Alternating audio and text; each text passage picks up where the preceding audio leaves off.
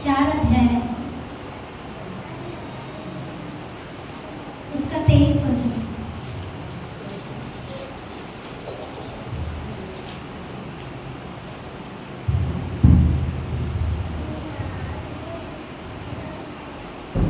इसीलिए यदि तू अपनी भेंट वेदी पर लाए तो वह मत्ती 4:23।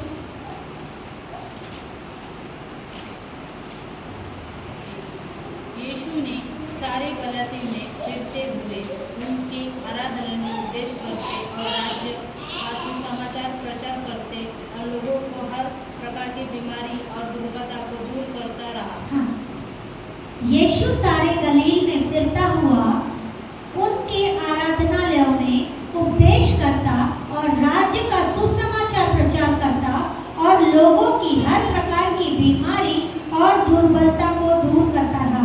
इसी का एक वचन और निकालेंगे, मत्ती 9 अध्याय उसका 35 वचन। यीशु 9 का 35।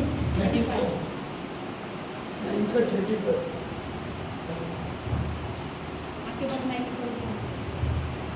यीशु सब नगर और गांव में फिरता रहा और उनके आराधनालय में उपदेश करता और राज्य का सुसमाचार प्रचार करता और हर प्रकार की बीमारी और दुर्गता को दूर करता रहा। आमेन। यीशु सब नगरों और गांव में फिरता रहा और उसके आराधनालयों में उपदेश करता और राज्य का सुसमाचार प्रचार करता और हर प्रकार की बीमारी और दुर्बलताओं को दूर करता रहा। हालेलुया। यीशु गांव-गांव में और नगरों में, गली में, मोहल्ले में, हर जगह जाकर प्रचार कर रहा था। कलीसियाओं में जाकर प्रचार कर रहा था। वो प्रचार किसका कर रहा था? परमेश्वर के राज्य का सुसमाचार का प्रचार करता। सुसमाचार के प्रचार को तो हम बहुत अच्छे से करते हैं। हमें ऐसा होता है कि यीशु प्रचार कर रहा है तो हमें भी प्रचार करना है, बहुत अच्छी बात है। सुसमाचार का प्रचार करना बहुत अच्छी बात है, क्योंकि प्रचार करना मसीह में प्रवेश करने का एक द्वार है। जब तक हम सुसमाचार को नहीं सुनते, हम मसीह में प्रवेश नहीं कर पाते। जैसे यीशु ने सुसमाचार का प्रचार किया, वैसे ही हमें भी सुसमाचार का प्रचार करना है, क्योंकि सुसमाचार का प्रचार करेंगे तो मसीह में आने के लिए द्वार खुलता है। जब तक आप सुसमाचार का प्रचार नहीं करेंगे, आपके लिए द्वार बंद रहेगा। आगे लिखा है कि हर प्रकार की बीमारी और दुर्बलताओं को दूर करता रहा।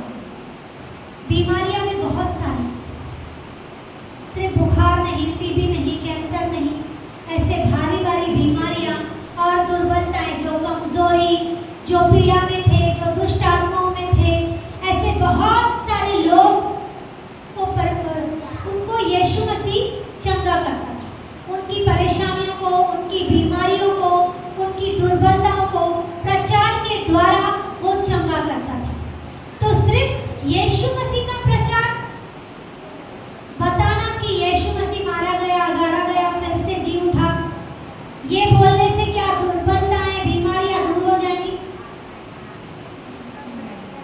नहीं। सुसमाचार बताना मतलब यीशु मसीह मारा गया, गाड़ा गया, फिर से जी उठा, पर उन्हें बीमारी और दुर्बलताओं से बाहर निकालने के लिए मसीह की शिक्षा देना बहुत जरूरी है, क्योंकि शिक्षा देना मसीह की नींव है। प्रचार करना मसीह के लिए द्वार खोलना है और शिक्षा देना उसकी नींव बनाना है। हम सिर्फ सुनते आ रहे हैं कि यीशु मसीह मारा गया, गाड़ा गया, फिर से जी उठा, बहुत अच्छी बात है। यीशु मसीह ने भी बहुत सारे जगहों पर सुसमाचार का प्रचार किया, उसी तरह हमें भी करना है। यीशु मसीह के बारे में बताना बहुत जरूरी है, क्योंकि बता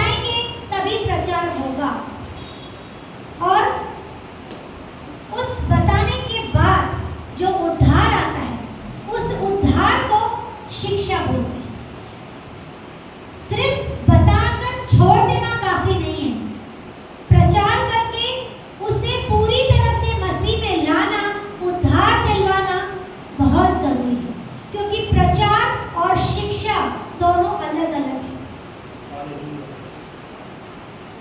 हम बहुत बार देखते हैं कि भीड़ की भीड़ यीशु के पीछे चलती थी। हमने सुना भी है, बाइबल में पढ़ा भी है कि 5000 लोग को परमेश्वर ने खाना खिलाया। पर क्या 5000 लोग उसके पीछे चले? नहीं चले।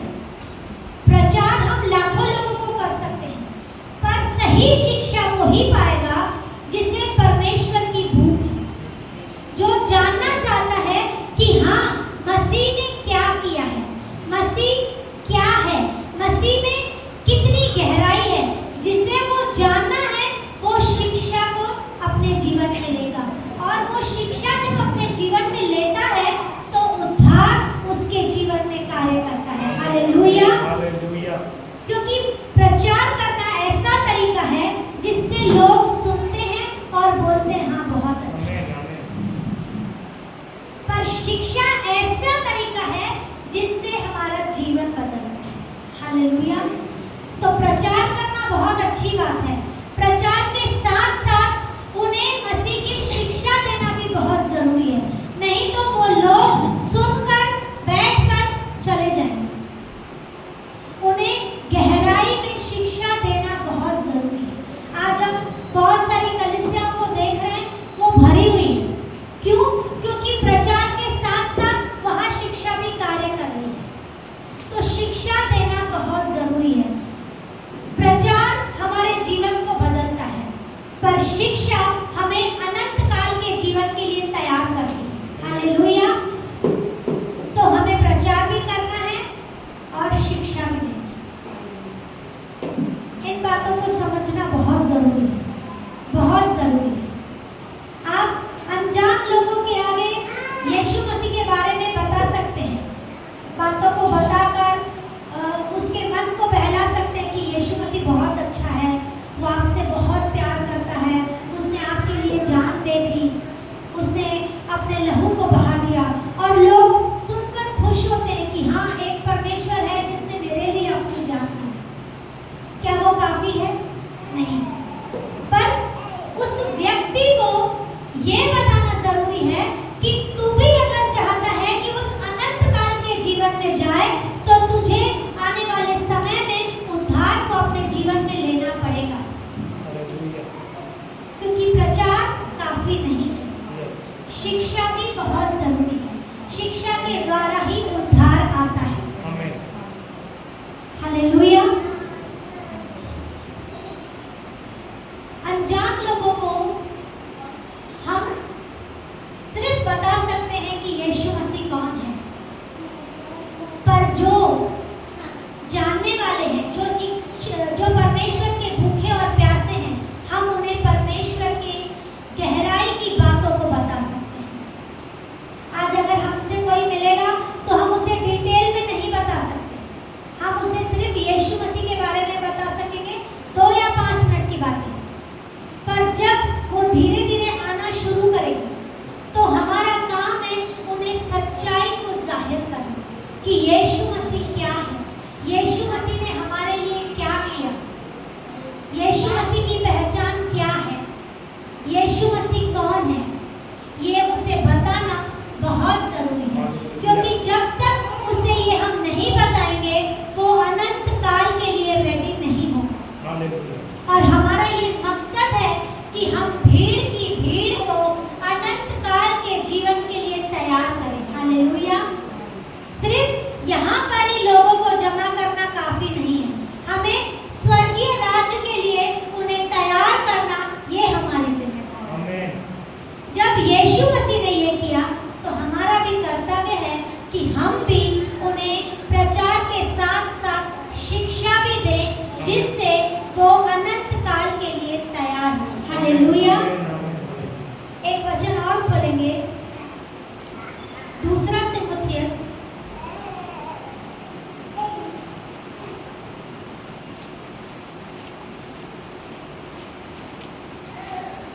दूसरा तीमुथियुस 3 अध्याय उसका 16 वचन। संपूर्ण पवित्र शास्त्र परमेश्वर के प्रेरित से रचा गया है हाँ। और उपदेश और समझना और सुधारना और धार्मिकता की शिक्षा के लिए लाभदायक है। आमीन। संपूर्ण पवित्र शास्त्र परमेश्वर की प्रेरणा से रचा गया है। ये पूरा पवित्र बाइबल यीशु मसीह की व्यक्तिगत जीवन को बताता है। जो यीशु मसीह के साथ हुआ वो इस पवित्र शास्त्र में लिखा गया है और आज हम उसी को नहीं पढ़ते हैं। हमें यीशु मसीह की तरह कार्य करना है, यीशु मसीह की तरह बीमारों को चंगा करना है, यीशु मसीह की तरह दुष्ट आत्माओं को निकालना है। पर क्या हमारा बोलना काफी है कि दुष्ट आत्मा तू निकल जा? वो निकल जाएगा? नहीं जाएगा। जब तक आपके अंदर ये वचन नहीं होगा तब तक आप अधिकार के साथ दुष्ट आत्मा को भी नहीं निकाल सकते। वचन कहता है कि पवित्र शास्त्र पूरा परमेश्वर की प्रेरणा से रचा गया है और हम इसी पवित्र शास्त्र को पढ़ते ही नहीं हैं। कभी पढ़ा कभी नहीं पढ़ा। अगर हमें यीशु मसीह की तरह बड़े बड़े कार्य करने हैं तो वचन को अपने अंदर लेना ही पड़ेगा। आपको बीमार को चंगा करना है ना, तो आपको वचन पता रहना चाहिए। वचन आपके हृदय में होगा तो ही आप बीमार के लिए प्रार्थना कर पाएंगे, क्योंकि आगे लिखा है उपदेश और समझाना और सुधारना और धार्मिकता की शिक्षा के लिए लाभदायक है। उपदेश मतलब प्रचार करना, समझाना और सुधारना। यीशु मसीह ने भी सब कुछ इसमें बता दिया। क्या हम लोगों को उस तरह समझा पा रहे हैं? क्या हम लोगों को बुराई से बचा पा रहे हैं? आज हम बहुत सारी जगहों पर देखते हैं जो लोग पाप करते हैं, जो लोग गिरे हुए हैं, हम उनके आगे अच्छा अच्छा ही बोलते हैं, नहीं नहीं कोई बात नहीं। पर हमारा ये काम है उनकी गलतियों को बताना। अगर वो उन बातों को छोड़ेंगे नहीं तो वो सुधरेंगे कैसे? परमेश्वर ने तो क्लियर कहा है कि हमें समझाना भी है और उन्हें सुधारना भी है। मैंने बहुत सारी जगहों पर देखा है, आज भी हम उन लोगों को वहां पर सुनते आए कि जो गलत कर रहा है जाने दो, प्रभु बैठा है, प्रभु बैठा है, ठीक है, पर प्रभु ने बोला है कि तुम्हें अधिकार है, तुम उसे समझाओ, उन्हें सुधारो, उन्हें बोलो। जब तक हम उन्हें उन बातों की शिक्षा नहीं देंगे वो उस बातों से बाहर कैसे आएंगे? तो शिक्षा देना हमें बहुत जरूरी है। सिर्फ ये नहीं देखना है कि लोग हमारे पास भरे हुए हैं तो वो जैसा करना है करने दो, करने दो, करने दो। नहीं, लोग आ रहे हैं, प्रभु का धन्यवाद। लोग आ रहे हैं, प्रभु का धन्यवाद। अगर कहीं आप गलत देख रहे हैं तो हमारी ये जिम्मेदारी है कि हम उस गलत को होने से रोकें, क्योंकि परमेश्वर ने कहा है समझाना हमारी जिम्मेदारी है, सुधारना हमारी जिम्मेदारी है, क्योंकि धार्मिकता की शिक्षा के लिए लाभदायक वही है। जब हम उसको सही रीति से शिक्षा देते हैं तो वो हमारे लिए लाभदायक है। हम जानते हुए भी अगर उन बातों को अवॉइड करते हैं तो वो लाभदायक नहीं होगा, वो हानिकारक है।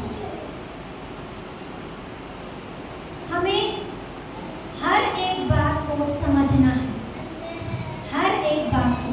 प्रचार अच्छा है पर शिक्षा उससे बहुत अच्छी है, बहुत अच्छी है। शिक्षा बहुत जरूरी है। प्रचार सुन के तालियां बजाना, खुश होना काफी नहीं है। शिक्षा को गहराई से लेना बहुत जरूरी है। एक बार आपको चोट पहुंचेगी ना, वो चलेगा, क्योंकि जिंदगी भर चोट खाने से एक बार की चोट अच्छी है। सुधरने के लिए शिक्षा होनी बहुत जरूरी है। जब हम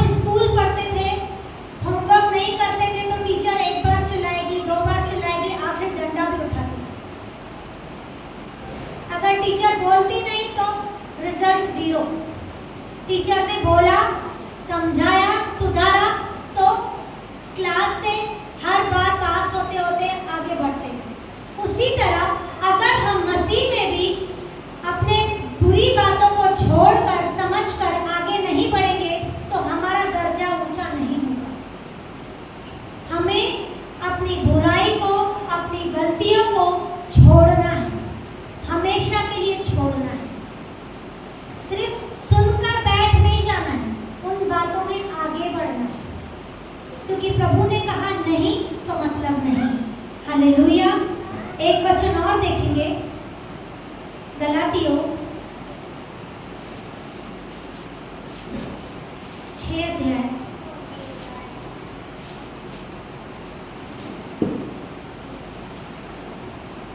उसका 6वां वचन। जो वचन की शिक्षा पाते हैं हाँ। वो सब वस्तुओं में सिखाने वालों को सिखाने वाले के लिए भाग करें। हालेलुया। जो वचन की शिक्षा पाता है वह सब अच्छी वस्तुओं में सिखाने वालों को भागी करे। हालेलुया। तो वचन की शिक्षा हमारे अंदर होना बहुत जरूरी है। प्रचार सुनकर बैठना काफी नहीं है, वचन में बढ़ना बहुत जरूरी है। हालेलुया। और जब हमारे अंदर वचन आता है तो अच्छी वस्तुएं हमारे सहभागी हो जाती हैं। उन वस्तुओं को हमसे कोई छीन नहीं सकता जो परमेश्वर ने हमारे लिए रखी है। आपको अच्छी चीजें चाहिए ना, परमेश्वर के वचन में घुस जाओ।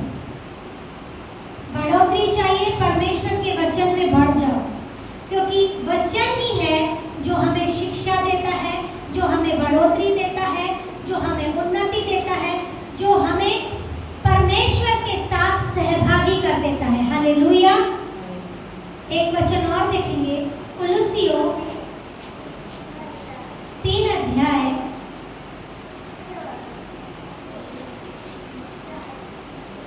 उसका 16 वचन। मसीह के वचन को अपने हृदय में अधिकार्य से बसने दो और सिद्ध ज्ञान सहित एक दूसरे के सिखाओ और चिताओ और अपने अपने मन में अनुग्रह के साथ परमेश्वर के लिए भजन और स्तुति गाना और आत्मिक गीत गाओ। आमीन। मसीह के वचन को अपने हृदय में अधिकाई से बसने दो। हालेलुया। आप किसी के लिए प्रार्थना कर रहे हैं और आपको वचन ही नहीं मालूम। आज अगर हम बीमार के लिए प्रार्थना कर रहे हैं तो कम से कम बीमारी का एक वचन तो हमें मालूम होना चाहिए कि यहोवा राफा चंगा करने वाला परमेश्वर है, या यहोवा के कोड़े खाने से हम चंगे होते हैं। अगर हमें ऐसे छोटे छोटे वचन ही नहीं पता होंगे और हम उनके लिए सिर्फ प्रार्थना कर रहे हैं तो क्या वो काफी है प्रार्थना? वचन के साथ प्रार्थना एक पावरफुल प्रार्थना। जब आप वचन को अपने हृदय में अधिकाई से बसने दोगे तो आपकी प्रार्थना में सामर्थ उतरेगा, और एक अधिकार के साथ, जहां उस प्रार्थना के द्वारा अगर उस प्रार्थना में आने में कुछ समय रहता है, पर वचन के साथ प्रार्थना करने से वो समय भी जल्दी आ जाता है। क्योंकि मैंने सीखा है, हमें पास्टर ने ऐसा सिखाया है कि तुम प्रार्थना करते हो अच्छी बात है, पर अगर तुम उस प्रार्थना में वचन को लेकर प्रार्थना करते हो तो वो ज्यादा अच्छा। तो जब तक आप इस वचन को अपने अंदर नहीं डालोगे, आपकी प्रार्थना सामर्थी नहीं बनेगी। आपको प्रार्थना को सामर्थी बनाना है तो इन वचनों को अपने अंदर लेना शुरू कर लो। क्षमा के वचनों को रट लो, प्रेम के वचनों को रट लो, आशीष के वचनों को रट लो, और जब आप उन्हीं वचनों का मनन करते जाओगे और किसी न किसी के लिए प्रार्थना करने बैठोगे तो ऑटोमेटिक आत्मा के द्वारा किसी कौन से वचन के द्वारा प्रार्थना करती है, आपके मुख से वो वचन आएगा ही आएगा, क्योंकि हमारे साथ होता है। जब तक इस वचन को हमने अपने अंदर नहीं लिया था, हम वचन के साथ प्रार्थना कर ही नहीं पाते। भले बहुत बार ऐसा होता है कि हम सेम वचन को बोलते हैं, कोई बात नहीं, पर वचन सामर्थ्य है। कोई भी वचन मामूली नहीं है। एक छोटा सा वचन भी पावरफुल है और वो अधिकार के साथ कार्य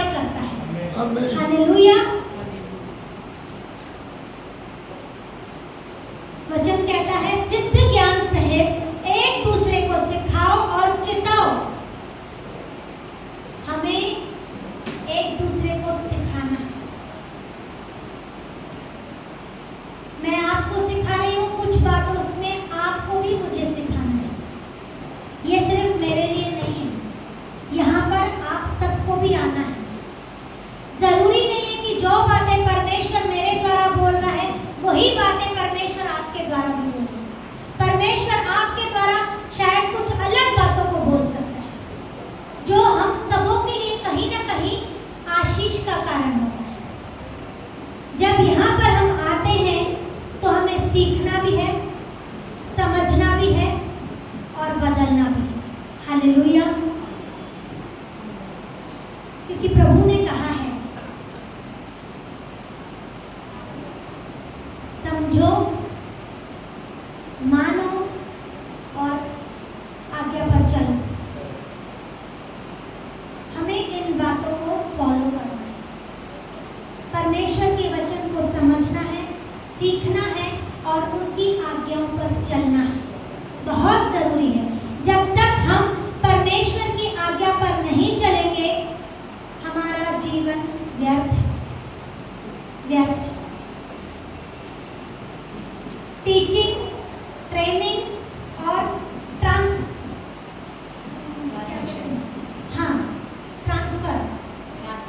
ट्रांसलेशन या क्या कहते हैं, ट्रांसफर, हाँ, चेंजिंग जैसा। टीचिंग भी देनी है, ट्रेनिंग भी देनी है और ट्रांसफरिंग भी करनी है। शिक्षा, सिखाना और समझना, है ना, ये होना बहुत जरूरी है।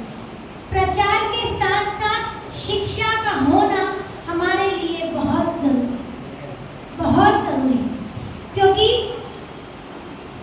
प्रचार हमें उत्साहित करता है और शिक्षा हमारे नींव को मजबूत बनाती है।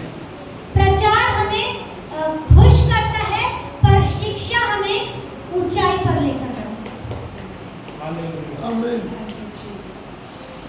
जब प्रचार हुआ तो 5000 लोग परमेश्वर के पीछे आए, भीड़ की भीड़ परमेश्वर के पीछे आती थी।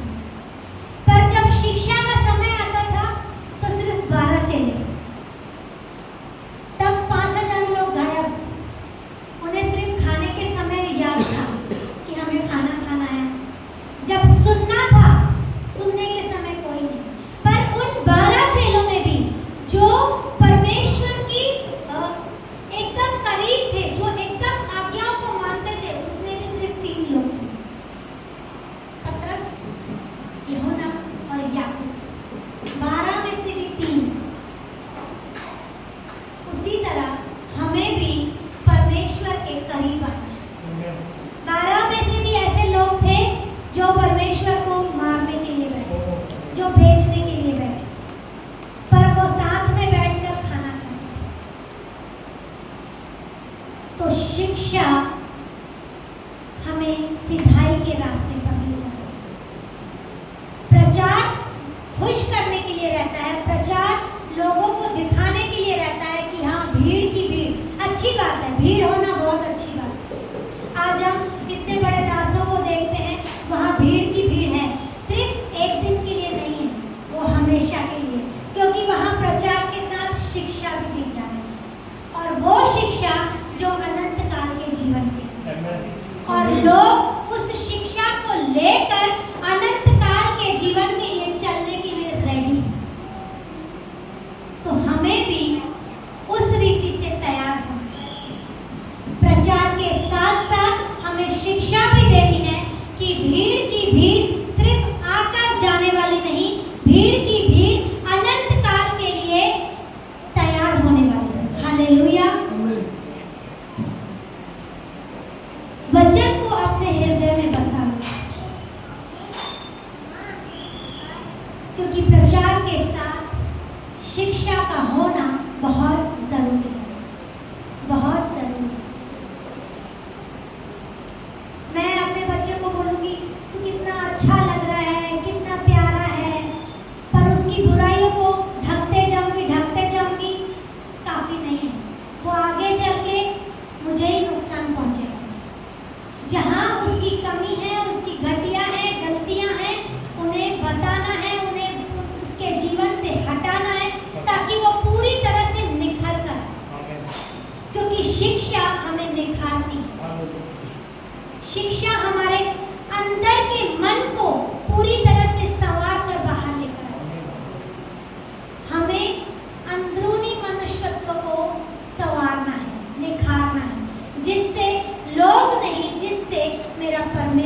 हालेलुया। आमीन।